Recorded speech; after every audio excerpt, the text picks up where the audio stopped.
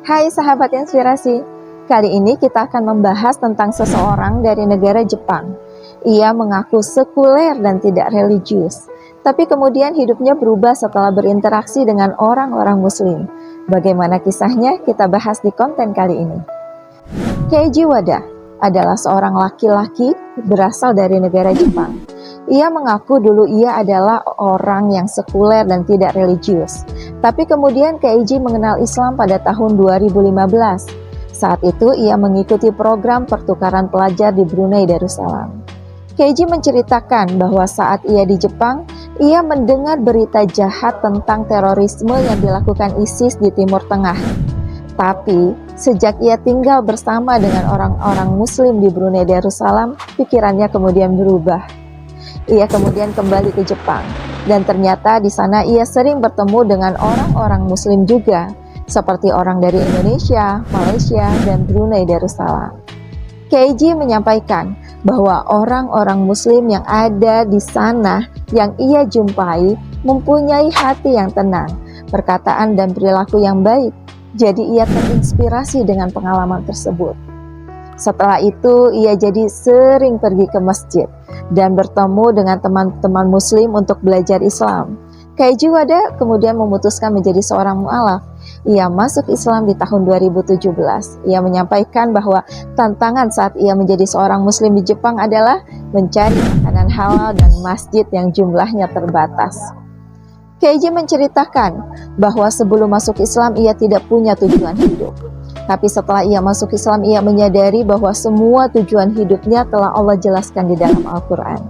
Sahabat inspirasi, ada dua hal menarik dari cerita ini.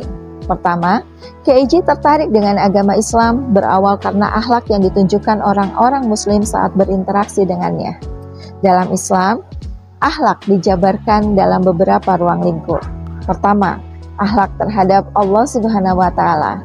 Kewajiban manusia terhadap Allah pada garis besarnya ada dua, yaitu mengesahkan Allah, mengimani bahwa Allah adalah satu-satunya Tuhan yang menciptakan alam semesta ini dan beribadah hanya kepada Allah.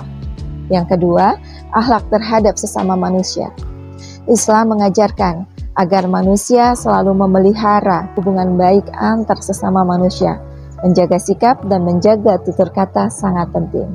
Rasulullah Shallallahu Alaihi Wasallam bersabda, sesungguhnya yang paling aku cintai di antara kalian dan yang paling dekat tempat duduknya denganku pada hari kiamat adalah orang-orang yang paling bagus akhlaknya di antara kalian.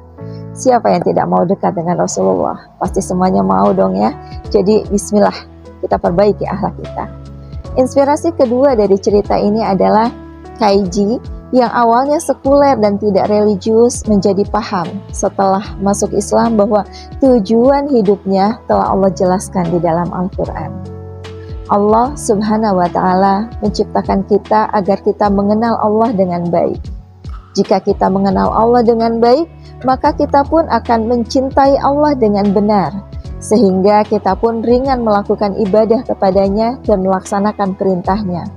Jadi, seorang muslim yang mengesahkan Allah adalah sosok insan yang selalu dalam aktivitas kesehariannya sejalan dengan tujuan hidupnya.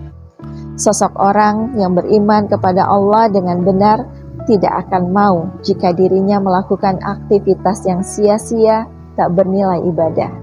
Ia membenci semua bentuk kemaksiatan karena justru hal itu akan menjauhkan dirinya dari tujuan hidupnya. Jadi, tujuan hidup manusia dalam Islam dalam konteks hubungan dengan Allah Subhanahu wa Ta'ala adalah sebagai hambanya yang beribadah dan mengabdi kepadanya.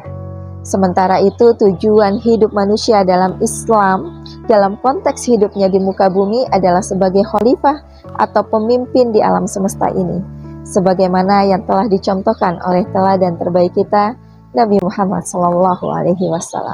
Allahumma salli ala Sayyidina Muhammad.